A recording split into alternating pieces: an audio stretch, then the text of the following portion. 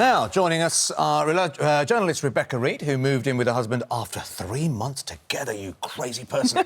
And dating expert Lara Asprey, who says shotgun weddings are only undertaken by people who need to fill a void in their lives. Oh. Harsh. Oh. Harsh. Harsh but real, harsh but true. Really? I mean, I think, to be honest, there's just no need to rush. Because the thing is, when you're in the early stages of a relationship, you're in what's called infatuation. There's dopamine, there's all these chemicals going off, and you can't see anything else apart from this obsessive thing about the person you're in front of.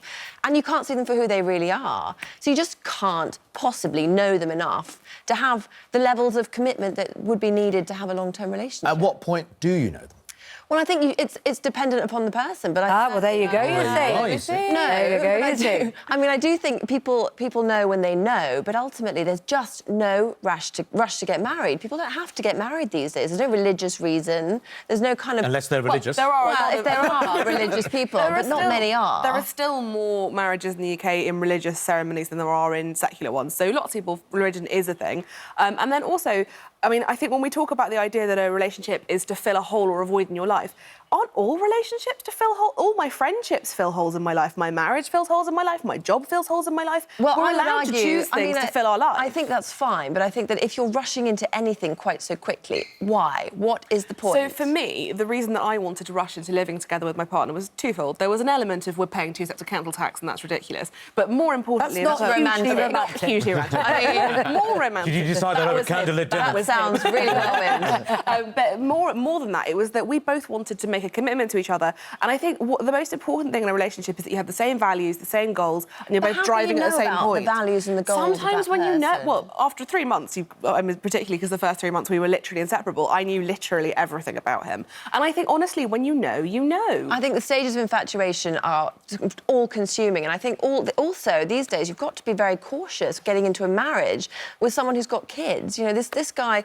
he actually has 2 kids who hadn't met his new wife, and he kind of imposed this on them. And I just think, yeah, I think the children thing is separate. If we take away the fact that I would actually agree, I think having children is a huge commitment. I would say buying a house is a huge commitment. But getting married, divorce costs you about 500 quid and it's a piece of paper. I don't agree with that. I mean, I don't think divorce costs you. Well, I guess that's your point, Adil, isn't it? That maybe people are being flippant about the act of marriage. It's like, you know... Yeah, I think it makes a mockery of the word love. But I'm OK with people being flippant about marriage. I think that not all marriages are designed to last forever. I hope mine is. But I don't think you should go into any marriage with the view that it might fail. You don't go into a business thinking, I'm going to go bankrupt. I think you should absolutely go into a business thinking about what's my exit strategy if it doesn't work. And I think you should go into a marriage thinking, I love this person, I hope it works, but if it doesn't, But I think if you condition yourself to thinking the marriage will end, then that's the wrong way of thinking. Your mindset is negative. I completely disagree. I think 42% of marriages end in divorce. So when you get married, divorce rates are going down, though, year on year. They're decreasing. 42% is still quite a lot. So to go into something with a 42% chance of failure and not think about what failure might look like... But I don't think you should go into marriage expecting it to fail either. But expecting That's the wrong... What's the point of getting married? And preparing for it are completely different.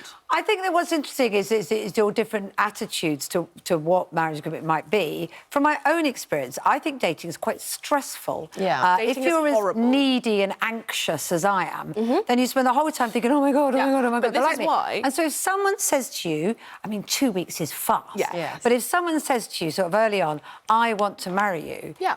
I can remember when my husband said that to me, when I started, the relief was you could sort of relax. But you fall in love with the fact they fall in love with you. They're validated by the connection over the person. I don't think it's that. I think it's not that. So I'm in my mid-late 20s. I did the whole, like, apps swiping thing. It is hell. And when you meet somebody who doesn't, like, have you on a roster of 7 people and might consider going for a drink with you in 3 weeks' time, but instead says, I would really like to build a life with you. On my first date with my husband, we talked about having kids and getting married. We talked about kids' names. On the first date? On the first date. And from that moment, I was like, I know that you're my person, and everything else was aiming at this shared goal. Well, almost because he was prepared to discuss it, you realised that you were similar people. We were both it was an indicator. It wasn't that I was this sad, needy woman begging for love. It was that we both had our lights on. And if you meet somebody who also wants a commitment, then that is a really, really great start. I certainly would have my reservations about anybody who rushed into anything which required such a high level of commitment so quickly. Well, so 6 years in, and it's going pretty well, so fingers crossed. That's where I've been going wrong.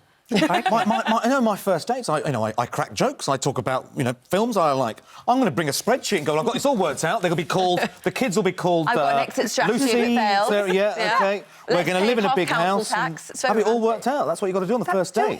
Do it with Penelope Cruz. I've looked at your council tax payments and I've looked at mine. I've worked out we should live in Milton Keynes. I've got a spreadsheet here. Exactly. Nothing wrong with a bit of pragmatism. No. Oh, OK. It says romance was dead, eh? Sometimes romance is a helping hand.